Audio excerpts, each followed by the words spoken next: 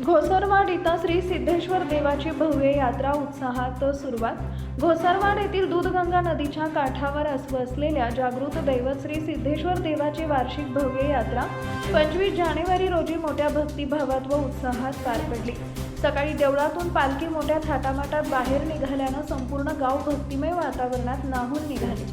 पालखी बाहेर पडता श्री सिद्धोबाच्या नावानं चांग भलं या जयघोषानं परिसर दुमदुमून गेला। भाविकांनी पालखीवर खारीक खोबरे व भंडाऱ्याची उधळण करत श्री सिद्धेश्वराचे दर्शन घेतले।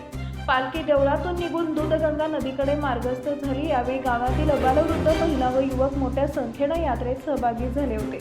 दूधगंगा नदीच्या काठी पारंपरिक पद्धतीनं वाड्या भाकरीचा नैवेद्य अर्पण करण्यात आला।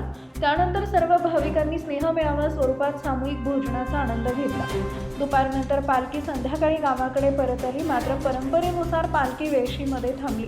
संपूर्ण यात्रा पार पडल्यानंतर पालखी पुन्हा देवळात नेण्यात आली। रात्री 12 वाजता पारंपरिक भागणूक विधी पार पडला। विशेष म्हणजे श्री सिद्धेश्वर देवाची पालखी वर्षातून केवळ 2 वेळाच बाहेर येते, एकदा दसऱ्याला आणि दुसऱ्यांदा वार्षिक यात्रेच्या निमित्तानं। या व्यतिरिक्त पालखी अन्यत्र नेली जात नाही, अशी गावाची जुनी परंपरा आहे। यात्रेनिमित्त भाविकांसोबत पाळणे, खेळणी तसेच विविध व्यापाऱ्यांची दुकानं मोठ्या प्रमाणात दाखल झाली होती। त्यामुळे यात्रेचे स्वरूप केवळ धार्मिकच नव्हे तर सामाजिक सांस्कृतिक उत्सवाचे बनले होते। शिवार न्यूजसाठी बाळासो कोकणे, घोसरवाड।